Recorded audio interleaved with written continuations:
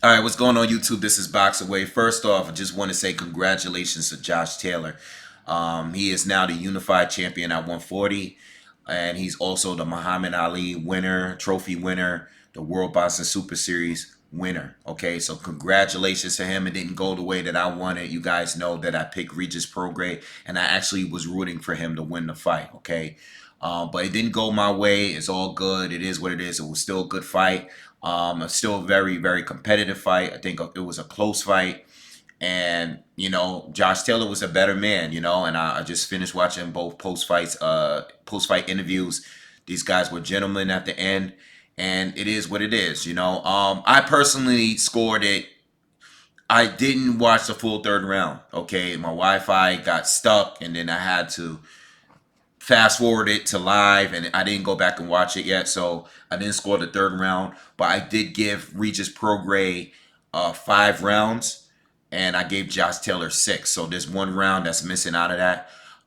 But I wasn't really upset at the decision. I was upset as a fan, yes, because I did really want Regis Prograis to win. But it was a really, really, really good fight. Okay. As far as the fight and the way that it went, I wasn't expecting it to be a dog fight so early in the fight. It was like a phone booth fight for the majority of the fight. Okay. Um, Regis Prograis for the majority of the fight was fighting Josh Taylor's fight. I thought that was going to be Josh Taylor's plan B. It was Josh Taylor's plan A to go in and keep it inside fight. Okay. I think Regis Prograis did well, but it wasn't the fight I was expecting it to be. Okay.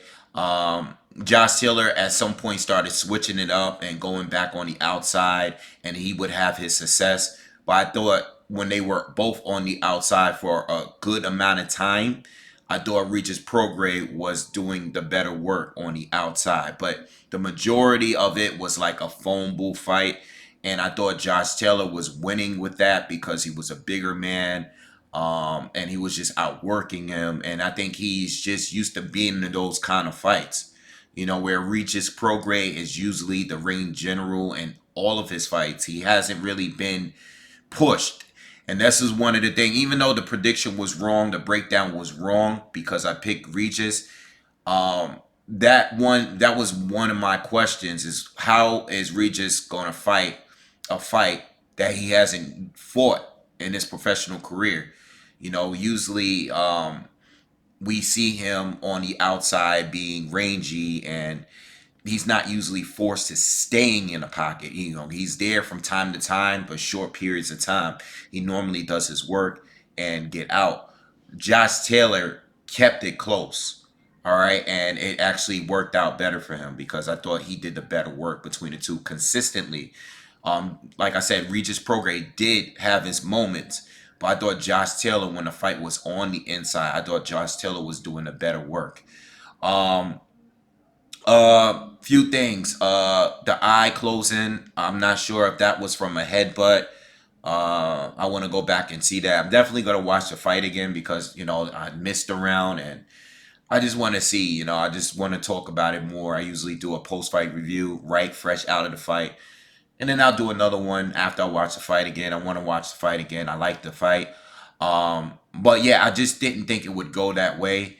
Um, I didn't like the shoulder bump in. It was like I seen a few of them before the ref actually stepped in and told Josh Taylor not to do it. And also it was like 3 rounds where he hit Regis Prograis after the bell, especially in the 12th round, like after he was warned. I didn't like that. That I'm not gonna lie, that definitely turned me off with Josh Taylor a little bit. And it's not no hate, it's not no bitterness. It's just that you kept throwing like after the bell, like continuously. And after the 12th round, I'm like, dude, like, come on, like this is getting ridiculous. So I really didn't like that neither.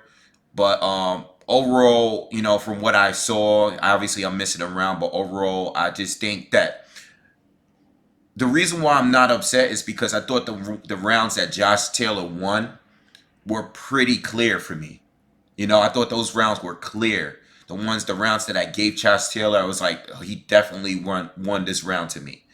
I mean, I might watch it again and have a difference in opinion, but I thought it was clear to me. Whereas Regis Prograis, outside of maybe like 3 rounds, I feel like the rounds that I gave him, he had to really dig to win. So I can see, when the fight was over, and even with the 12 rounds, I actually gave Regis Prograis the last 2 rounds. I still felt that Josh Taylor won the fight. Like I felt not. I'm not even talking about scoring. I'm talking about just as me watching the fight. I'm just like, I think Josh Taylor did more.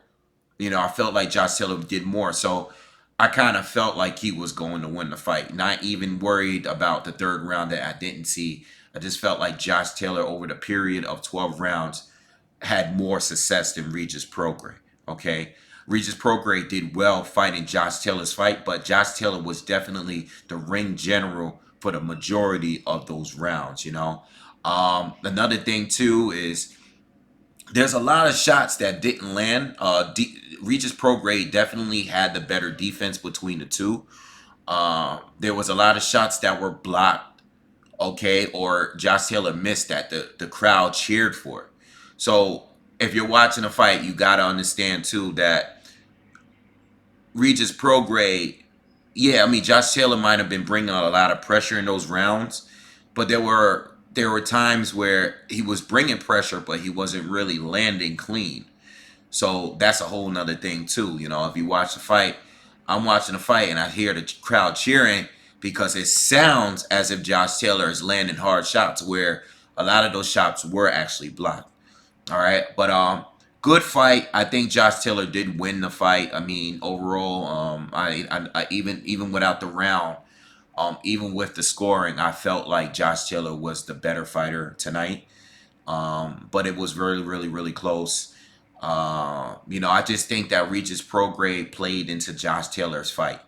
And I think there were certain rounds, like the 8th round that I gave to Regis Prograis. I think I had Josh winning like 3 rounds in a row, and I thought like the 5, 6, and 7 rounds, I was like, man, I don't know, Prograis. It seems like Josh is starting to like really take over, and then we got the 8th round, and that might have been a round that Josh Taylor took off, but I like what Regis was doing in that round. Like he was moving a lot more and not keeping it a phone booth fight.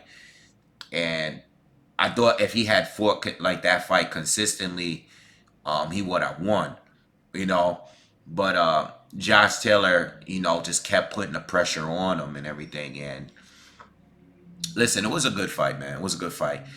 So at this point, I would like to see, the two. I want to see an undisputed fight. I know Jose Ramirez is coming off of surgery.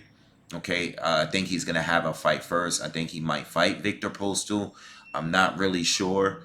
Okay, how that's gonna go, but I think he's gonna have one fight in between his next fight, and Josh Taylor's probably gonna have. I don't know if he's gonna take a break. Well, obviously he's gonna take a break, but I don't know if these guys are gonna have another fight between. But I think by the summertime of 2020, we should probably have a undisputed champion. Okay. So again, congratulations to Josh Taylor.